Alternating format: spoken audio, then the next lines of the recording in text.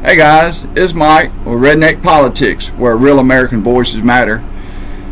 I kind of have mixed emotions about all this bullshit with Iran. I mean, there's a part of me that, really despises the regime in Iran because of their brutality. They have been killing their own people for years and years and years. And we go back as far as is when we had the Iran hostages in 1979. So we really, the American public, really got the first taste of what this regime was going to be all about when they, kidnapped and held our hostages for over a year until after the election of Jimmy Carter and Ronald Reagan. And of course Ronald Reagan won, and when doing so, it was agreed upon terms with Iran that they would release the hostages and we would let them have the regime, I guess, that they wanted, and that's the way it's been for the past 50 years. So there's a lot of bad taste in your mouth from those years of them being one of the largest terrorist states there is. More people have been killed by their hands, and maybe not directly but indirectly, because you've got Hamas, you've got a lot of these other ISIS. All of these guys are being backed by somebody, and 99.9% of the time is from Iran. So they encourage all this warring and this political killing. They like I said, they kill their own people when they don't have the right to stand up in mass like you do here in the United States. Since they have done this 4 or 5 months ago, since all this started, there's been an estimated 35,000 protesters have been killed by the hands of this regime. But this time we have crippled them. We have definitely crippled the hell out of them. And right now, at this point, I really believe that if Trump does this right, man, he could go down in history as one of the presidents that fixed this whole issue with the Middle East. But also at the same time, Trump is Trump. Trump has reasons for everything he does, and 9 times out of 10, that is not for the American public. He does it to enrich himself. He does it to give himself more power and his friends more power and prestige. That's the reason why he does it. He don't consider how much money that's going to be burnt right now on military arms in this war. And you can hear people all day long say, well, it's 2 or 3 days to be over with. This is not going to stop like that. It's not. These people,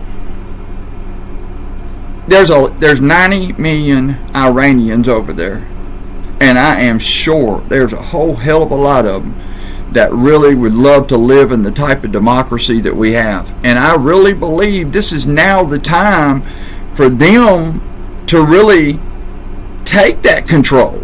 You've got the Shah's dead. You've got 40 different other high-ranking individuals who are now dead.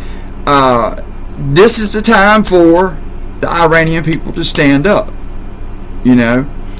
So I know everybody's got mixed emotions about it. I do too.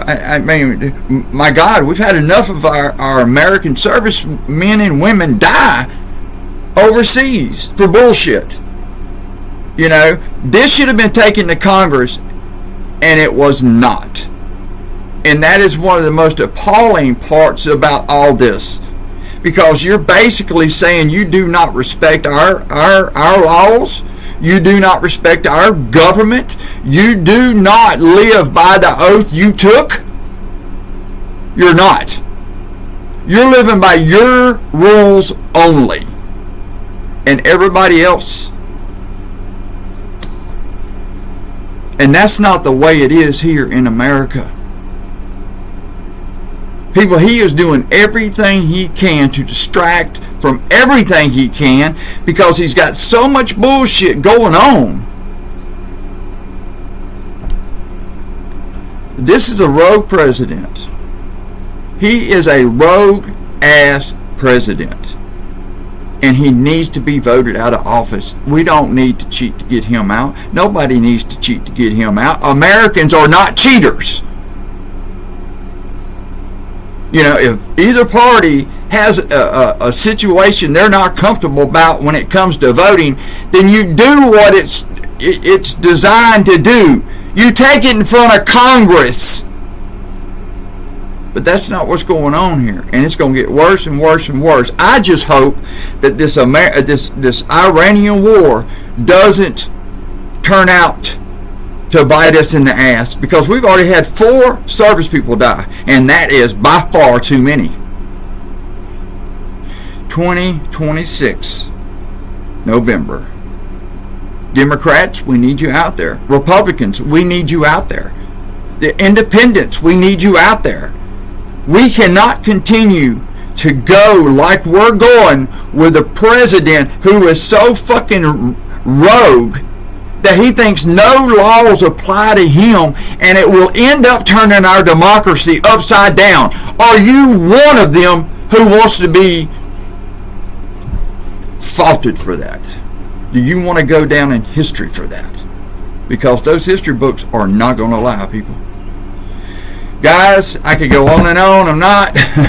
I am not with this war right now. I want to go ahead and mention this.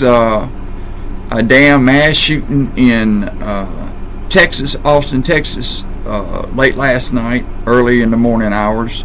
I don't know how many have been killed. There has been some shot. I do know there are some deaths. And you know, first thing the administration does is say, well, it's an act of terrorism. Well, the guy that the guy that did it is born and raised here in the United States. I think he was 32 to 35, something like that. African American, born and raised here in this country. That's not terrorism. I mean, you could say it's a homegrown terrorism, but I don't believe once it's found out that the man's motives had anything to do with